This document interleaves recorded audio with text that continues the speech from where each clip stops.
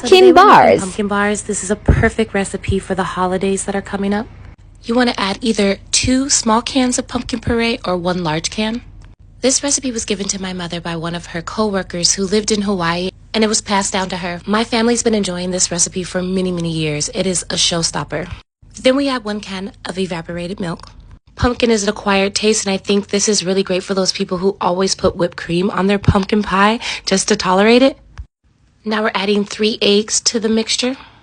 Oftentimes people tell me they don't like pumpkin, and when I make this recipe, I change their mind completely. So if you want that effect, this is the recipe for this holiday.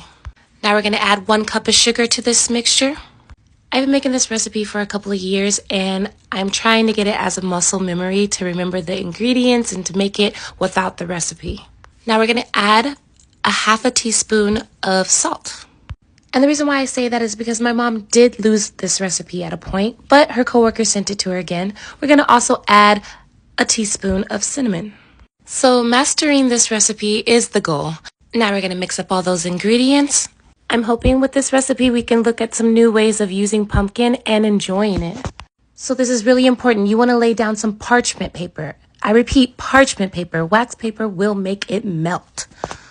Then we're going to sprinkle 1 boxed yellow cake on top of that. And it's just the same as you would do with a dump cake. You want to spread it evenly on top of the pumpkin mixture. So you want to add some walnuts to your food processor, or you can put it in a bag and beat that. Now, you can do walnuts, you can do pecans, but I'm telling you, the walnuts really do complement this. So that's 1 cup of walnuts or whatever nuts you choose. And then you want to evenly distribute that all over the cake mixture. Then we're going to go ahead and take half a cup of butter and melt it and drizzle that onto that topping. This is all really simple, just layering everything on, and then we're going to throw that into the oven. We'll put the oven on 350 and we'll bake that for 50 to 60 minutes. And now we'll move on to my favorite part of the recipe, which is the topping. We're going to add 1 container of whipped cream to a bowl. Then we're going to go ahead and add 1 cup of powdered sugar. This is going to make our topping creamy yet fluffy. And then we're going to add some softened cream cheese. We're going to add 1 whole pack. And this makes the best topping. I mean, it is so delicious and creamy and sweet, and it just really puts your pumpkin bars over the top. And you want to make sure you mix that until it's nice and smooth. We don't want any lumps or bumps in there. We want it to look like my face. Cap, no cap. But anyways, there go my mom's hand, always trying to correct what I'm doing, but she know the recipe, so I don't blame her. All right, so our cake mixture portion, which is kind of like a pie foundation, is all done. So when you take it out, you'll be looking at the bottom of the cake. So the walnuts are going to be on the bottom. I like to poke a toothpick in to see if it's done. If it comes out smooth and clean, it is done. Now we're going to take that and flip it onto another pan.